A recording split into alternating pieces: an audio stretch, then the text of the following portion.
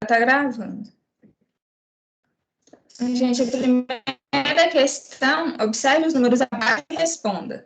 Quais são naturais, quais são inteiros, quais são racionais e quais são irracionais? Primeiro, os números naturais. Quais serão eles? 74 é natural? Sim, né? Os números naturais são aqueles que a gente usa para contar, para enumerar coisas. Então, aqui a gente vai ter o 74, o 0, menos 18 não é natural, porque ele é negativo. Então, aqui nos números naturais, a gente vai ter 74, 0. Raiz de 25 é natural? Sim, porque raiz de 25 é igual a 5, né? E 5 é um número natural. Menos 3 ao quadrado também é natural, porque menos 3 ao quadrado dá 9. Letra B. Quais são os números inteiros? Então, vocês lembram lá do vídeo? O conjunto dos números naturais está dentro dos números inteiros. Então, todos esses que são naturais também serão inteiros. Mas, além deles, a gente também vai pegar os números que forem negativos. Então, aqui a gente vai ter os mesmos que a gente tinha na letra A. E, além deles, vão entrar aqui também o menos 18. E o menos raiz cúbica de 8, que dá menos 2, né? Menos 2 é um número inteiro. Então, não vai ter nenhuma casa depois da vírgula, mas inclui os números negativos. E os números racionais, vocês lembram quais são eles? Então, são todos aqueles que podem ser escritos na forma de uma fração. E dentro do conjunto dos números racionais, que são representados pela letra Q, se encontram os números inteiros. Então, todos esses aqui da letra B também vão aparecer aqui na letra C. Só que, além deles, vão entrar outros números. Por exemplo, os números decimais agora vão fazer parte. As dízimas periódicas, frações, porque todos esses números podem ser escritos na forma de uma divisão, né, com a fração, numerador e denominador. Então, aqui a gente adicionou 3 quartos, 2,7, que a gente pode escrever, por exemplo, como 27 sobre 10, que é uma fração, 1,8 periódico, e raiz de 0,36, que dá 0,6. Então, também é um número racional. E na letra D pede os números irracionais. Os números racionais aqui vão se repetir nos irracionais? Então, aqui a gente pode ver no esqueminha que os números racionais formam um conjunto completamente diferente dos números irracionais. Não há nenhuma interseção entre eles. Então, aqui nos números racionais vão entrar as raízes não exatas, por exemplo, raiz de 10, as dízimas, que não são periódicas, e pi. Pi também é uma dízima, né? 3,14, 15, 19, eu acho, e assim por diante. Alguma dúvida aqui nessa questão? Então, vou passar para a próxima. Qualquer coisa, vocês podem interromper. A questão 2 fala, o valor da expressão abaixo, quando A igual a 6 e B igual a 9, é... Então, aqui tem a expressão, é B sobre raiz cúbica de B menos A ao quadrado. E as alternativas, um número natural ímpar, um número que pertence ao conjunto dos números irracionais, não é um número real, ou um número inteiro cujo módulo é maior do que 2. Então, primeiramente, a gente vai ter que calcular qual que vai ser esse número, né? Então, vamos substituir as letras pelos valores e resolver a expressão. Então, aqui o B é 9 e o A é 6, então, vai ficar 9 sobre raiz cúbica de 9 menos 6 ao quadrado. 6 ao quadrado é 36. Lembrando que aqui o menos não está elevado ao quadrado, porque não está entre parênteses. Então, aqui a gente vai ficar 9 menos 36. 9 menos 36 vai dar menos 27. Raiz cúbica de menos 27, então qual número que é elevado ao cubo resulta em menos 27? Vai ser menos 3. 9 dividido por menos 3 é igual a menos 3. Então, o número que a gente vai precisar analisar, que é o resultado dessa expressão, é um número natural ímpar? Menos 3 é um número natural? Não é, porque ele é negativo. Então, os números negativos não são naturais. Então, nesse caso, é um número inteiro. é um número que pertence ao conjunto dos números irracionais? Também não, porque os números racionais seriam as dízimas não periódicas, raízes não exatas, né? Não é um número real? Também é falso, porque menos 3 é um número real. Então, a letra D, que vai ser a certa, é um número inteiro, certo? Menos 3 é um número inteiro, cujo módulo é maior do que 2. O que é o módulo de um número? É quando você pega aquele número sem o sinal. Então, no caso que a gente tem menos 3, o módulo dele é 3. 3 é maior do que 2. Então, sim, a letra D é um número inteiro, cujo módulo é maior do que 2. Questão 3, também abordando sobre os conjuntos numéricos. Então, qual proposição abaixo é verdadeira? Então, aqui, o esqueminha está aqui para a gente analisar. Todo número inteiro é racional. Então, que os números inteiros, o conjunto representado por Z, é um número racional. Esse conjunto está dentro do conjunto Q? Verdadeiro, né? E todo número real, reais são os números do conjunto R, é um número inteiro. O conjunto R está contido no conjunto Z dos números inteiros? Não, porque todo número inteiro é um número real, mas nem todo número real é um número inteiro. Por exemplo, aqui a gente tem o conjunto dos números irracionais, que são números reais, mas não são inteiros. Então, essa aqui, letra A é falsa. Letra B, a interseção do conjunto dos números racionais, que é o conjunto Q, com o conjunto dos números irracionais, conjunto I, tem um elemento. Quando a gente pega aqui o conjunto dos racionais e dos irracionais, eles têm um elemento em comum? Não, não há nenhuma interseção aqui. Cada conjunto, o conjunto dos racionais está aqui, dos irracionais está do outro lado. Então, eles não têm nenhum elemento em comum, né? Letra C, o número 1,83 é um número racional?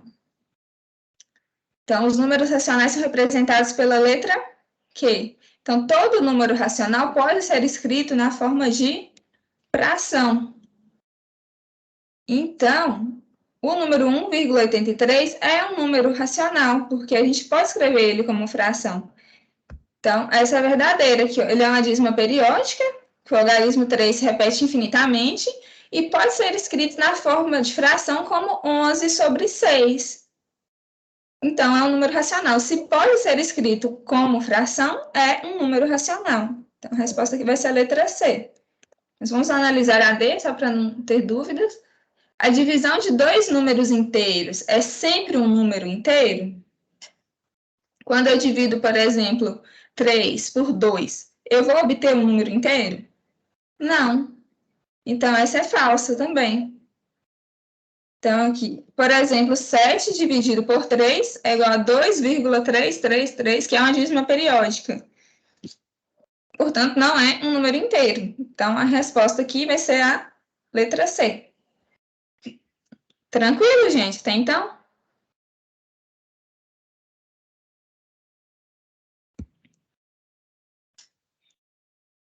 Questão 4, da PUC-Rio 2009. Num colégio de 100 alunos, 80 gostam de sorvete de chocolate, 70 gostam de sorvete de creme e 60 gostam dos dois sabores. Quantos alunos não gostam de nenhum dos dois sabores de sorvete? Então, essa questão fica muito fácil de fazer se a gente fizer usando o diagrama de Venn. Vocês lembram do diagrama de Venn, que tem os círculos para ser o conjunto? E a gente coloca esses círculos se sobrepondo. Então, aqui eu vou colocar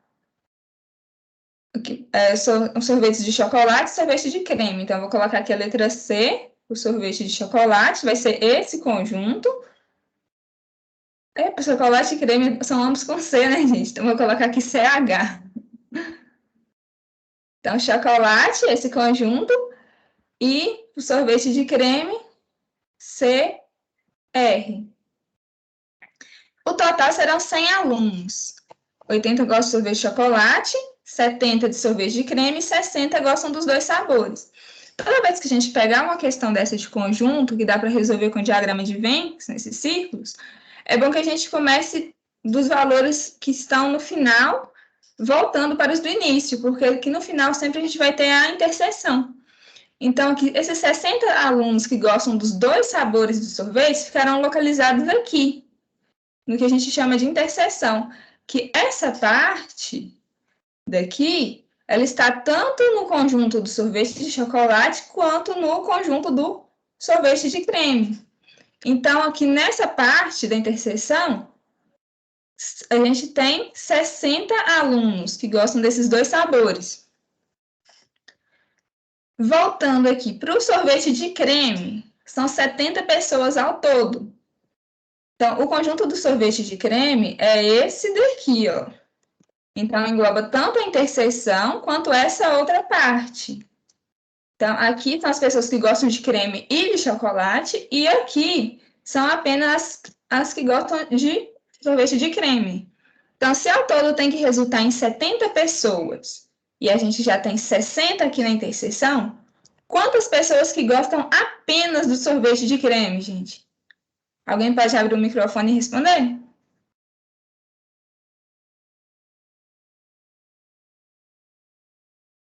Então, se aqui a gente já tem 60 pessoas e precisa ter 70 no total nesse conjunto, então nesse lado aqui a gente vai ter 10. Que 10 com 60 resultarão em 70 pessoas que gostam de sorvete de creme. Já para o sorvete de chocolate, são 80 pessoas que gostam. A gente tem 60 na interseção, análogo ao que a gente tinha feito anteriormente, e aqui nesse espaço, a gente vai ter as pessoas que gostam apenas do sorvete de chocolate. Se tem que resultar em 80 e a gente já tem 60, quantas pessoas que se situarão nessa parte? 20, né? Então, aqui a gente tem 20 pessoas que gostam apenas de chocolate, 60 pessoas que gostam de chocolate e creme, e 10 pessoas que gostam apenas de creme. Então, para conferir se está tudo certo, quantas pessoas aqui que gostam de sorvete de chocolate? 20 mais 60, deu 80, né? Beleza. E para o sorvete de creme, 60 que gostam de ambos e 10 que gostam apenas de creme. 60 mais 10, 70. Então, também está ok. No colégio tem um total de 100 alunos. Então, quantos alunos que ainda não foram incluídos em nenhum desses conjuntos? Então, a gente vai somar todos esses valores daqui que a gente tem. Então, vai ficar aqui 20 mais 60 mais 10. 20 mais 60 dá 80, mais 10 dá 90. Se o total de alunos que tem nesse colégio são 100, faltam quantos alunos que vão ficar aqui de fora, que não gostam de nenhum dos dois sorvetes? 10. Então, quantos alunos que não gostam de nenhum dos dois sabores? Serão 10 alunos. Então, o resultado aqui vai ser a letra B. Tudo bem aqui com essa questão, gente?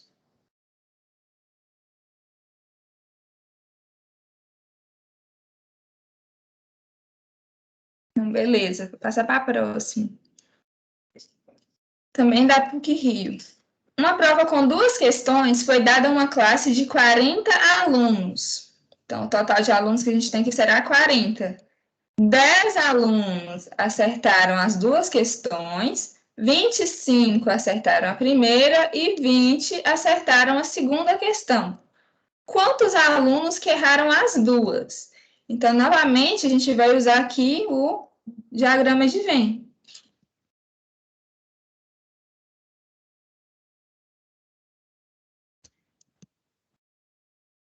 Deixa eu só copiar aqui o círculo. E aqui a gente vai ter a região da interseção. Então, aqui eu vou colocar aqui um número 1 para a primeira questão e o número 2 para o conjunto da segunda questão. Então, aqui são todos os alunos que acertaram a primeira e aqui todos os alunos que acertaram a segunda questão. Aqui nesse meio, a gente tem a interseção, que são os alunos que acertaram as duas questões, né?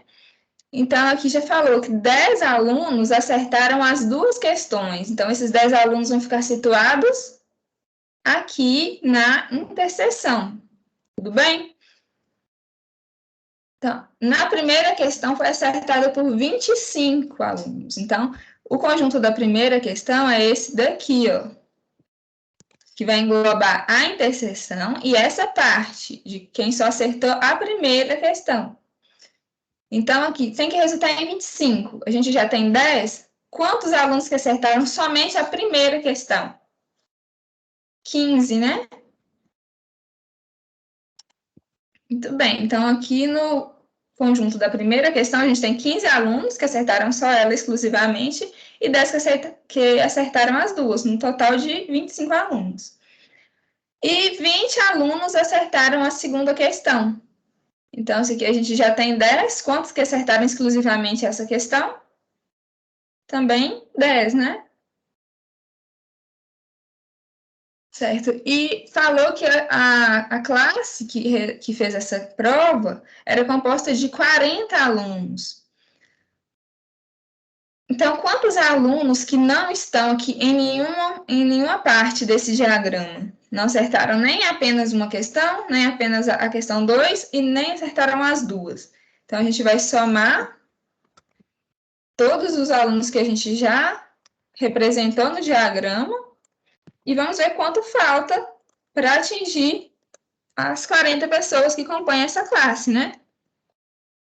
Aqui é mais, perdão. Então, 15 mais 10 vai resultar em 35 alunos, certo? 35. Então, se a classe é composta de 40 alunos, quantos alunos faltam que não acertaram nenhuma nem outra? 5 alunos. Então, a resposta aqui vai ser a letra E. Tudo bem com essa, gente? Estão muito caladinhos hoje. Muito bem, a questão 6. Segundo o matemático Leopold Kronecker, Deus fez os números inteiros e o resto é trabalho do homem. Os conjuntos numéricos são, como afirma o matemático, uma das grandes invenções humanas. Assim, em relação aos elementos desses conjuntos, é correto afirmar que... Então, a gente vai analisar cada uma das alternativas e ver se a gente consegue um exemplo ou um contra-exemplo, né? Que é um exemplo que vai tornar essa afirmativa falsa. Então, o produto de dois números irracionais é sempre um número irracional? Essa resposta é verdadeira? Não, porque aqui, por exemplo, raiz de 3 vezes raiz de 3, está dando para ver aqui embaixo, gente? Deixa eu descer aqui um pouco. Então, aqui, raiz de 3 vezes raiz de 3 vai resultar em 3, que não é um número irracional. 3 é um número natural, não é? Então, essa alternativa A já vai ser falsa. O produto de dois números irracionais nem sempre vai ser um número irracional. Letra B. A soma de dois números irracionais é sempre um número irracional? Vamos ver. Então, aqui a gente tem mais raiz de 3 mais menos raiz de 3. Então, aqui mais com menos vai dar menos, né? Então, raiz de 3 menos raiz de 3 vai dar 0. 0 também não é um número irracional, não é?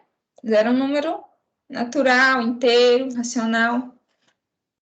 Então, essa alternativa B também é falsa.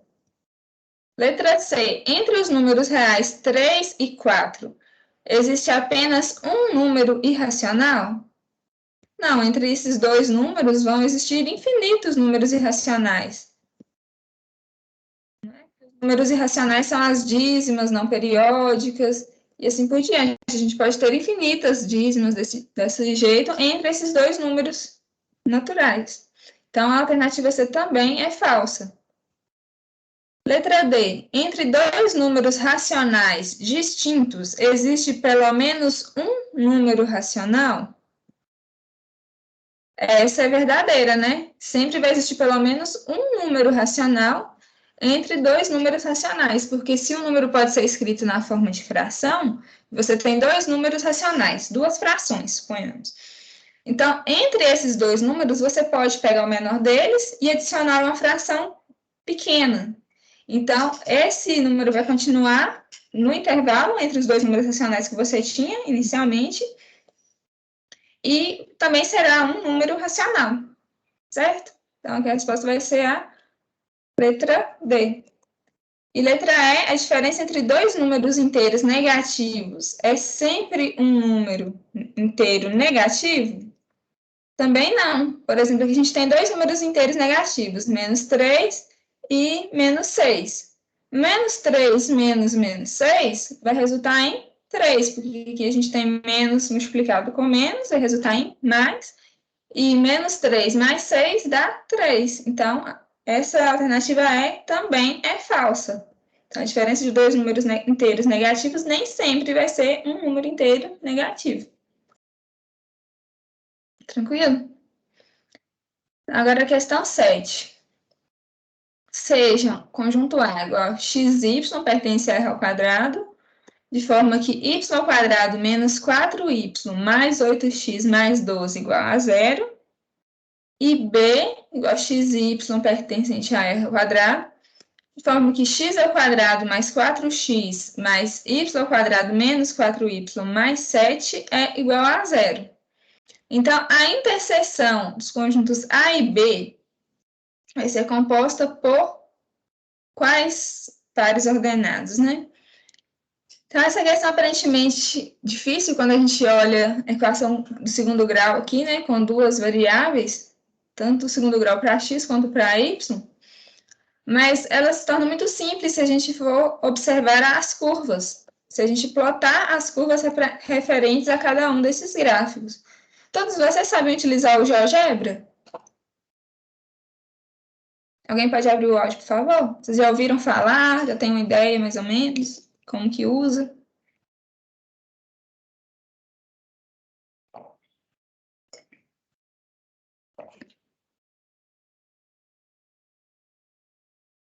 Não, gente.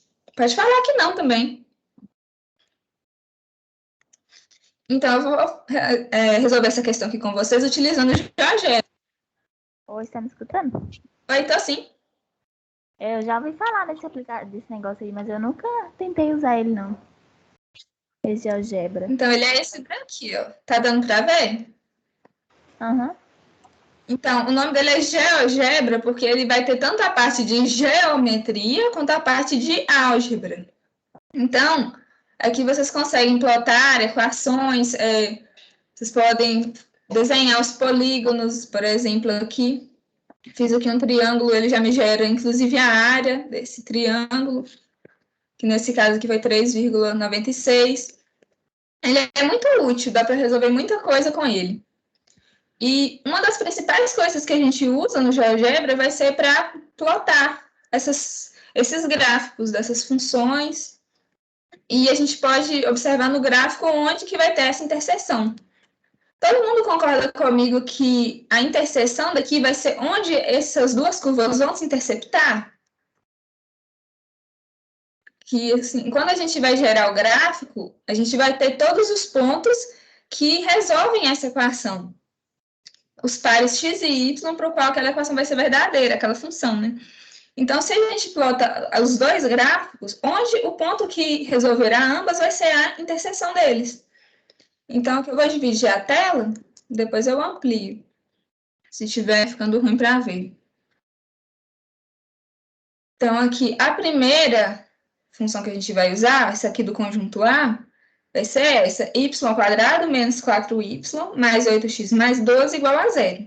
Então, aqui no GeoGebra, a gente tem essa caixinha aqui, que é a parte de entrada, que a gente vai digitar a equação, ou a função, nesse caso, e na hora que a gente dá Enter, ele vai gerar o gráfico. Então, vou colocar aqui y² menos 4y mais 8x mais 12 igual a 0. Viu? Ele já gerou a curva. Então, na hora que a gente dá Enter, vocês podem observar que parece que a equação mudou, mas é porque ele já ajusta ela na forma simplificada. E que, no caso, ele só passou o 12 para o outro lado, né? Então, e o gráfico dessa função é esse aqui que ele gerou, que é essa parábola aqui. Agora, a outra função que a gente vai digitar, que é a do conjunto B, é x² mais 4x mais y² menos 4y mais 7 igual a 0. Olhando essa equação aqui, você já tem uma ideia de que o gráfico dela vai gerar? Vocês já chegaram nessa parte de geometria analítica? Esse gráfico aqui ele vai gerar uma circunferência, né? Então, vou digitar ele aqui também, que já vai gerar o gráfico da função para a gente. Então, x², à medida que a gente vai digitando, vocês podem perceber que o gráfico já vai modificando. Mais 4x mais y² menos 4y mais 7 igual a 0. Então, gerou para a gente aqui o gráfico, né? E aqui também ele já alterou, então ficou reorganizando essa mesma função que está aqui, a gente vai ter que verificar x mais 2² mais y menos 2² igual a 1. Então, aqui a gente já tem o gráfico da circunferência e da outra parábola. Não sei se vocês já chegaram a ver em geometria analítica, mas aqui com essa equação a gente já consegue detectar qual que vai ser o centro e o raio da circunferência. Por exemplo, aqui que a gente tem x mais 2 e y menos 2. Então, aqui no eixo x, o centro da circunferência está em menos 2, que quando a gente pega isso aqui, x mais 2 igual a 0, o x vai dar menos 2, que é o x de onde vai estar o centro da circunferência. Mesma coisa para o y, que a gente tem y menos 2. Se a gente igualar a 0, o resultado vai nos dar y igual a 2. Então, aqui o centro da circunferência está em menos 2 no x e 2 no y. E esse 1 que está aqui do outro lado, a raiz dele, na verdade, que nesse caso vai continuar sendo 1, nos dá o raio da circunferência. Então, aqui a gente tem o centro e o raio. Com isso está definida. Mas então, gente, voltando na questão, ela pediu qual ponto que está na interseção desses conjuntos A e B. Então, qual o ponto aqui que está tanto na parábola quanto na circunferência? Aqui está bem fácil de observar que vai ser aqui, né? Menos 1 no x e 2 no y. Mas tem também a função aqui no GeoGebra que a gente pode pegar a interseção de dois objetos. Então, a gente clica aqui, clica no primeiro objeto, que no nosso caso vai ser a parábola, e no segundo, que é a circunferência, e pronto. Gerou para a gente aqui o ponto, né? Que é a interseção. E as coordenadas dele, a gente pode ver aqui, que são menos 1 e 2. Dessa forma, a resposta da gente vai ser a letra A. Deu para entender, gente? Como que o GeoGebra pode ser útil para resolver algumas questões assim?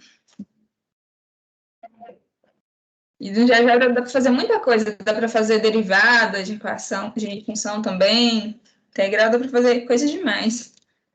Se vocês puderem dar uma pesquisada nele depois, ele vai ajudar muito vocês. Mesmo que a gente não use ele diretamente, mas dá para usar para conferir algum cálculo. Ele é muito interessante. Alguém falou alguma coisa?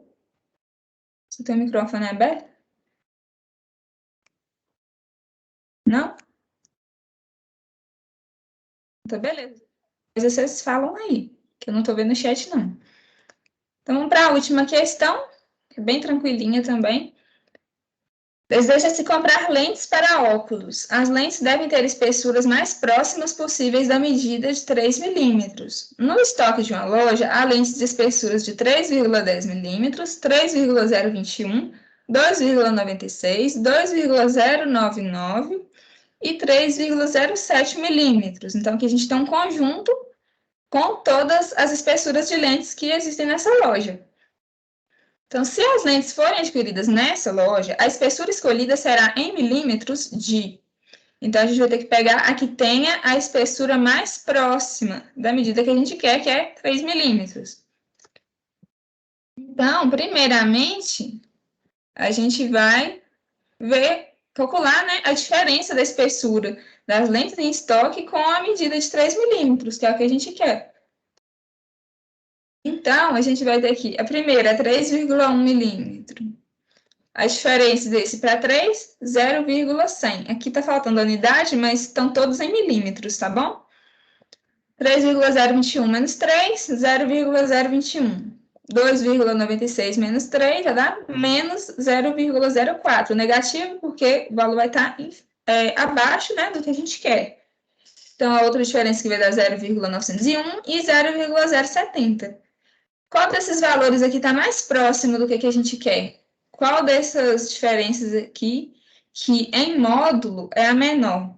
Por que em módulo? Porque aqui se a gente pegar o valor absoluto, a menor vai ser menos 0,901.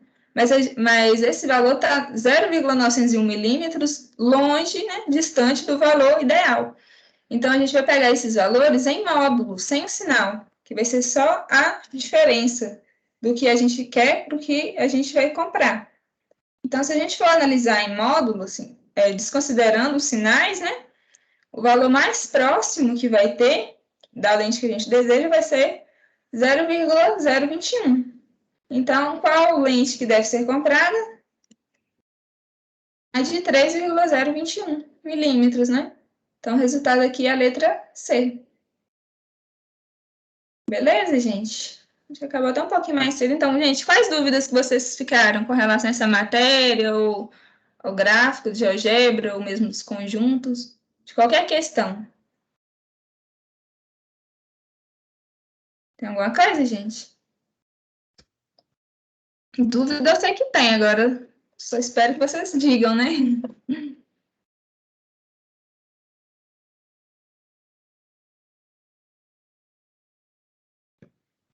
Nada, gente? Deu para entender tudo? Dá para fechar as questões do Moodle? Acertar todas? Então tá beleza, pessoal. Se não tiver dúvidas, vocês estão dispensados. Agora, se tiver alguma coisa também, estou aqui à disposição de vocês.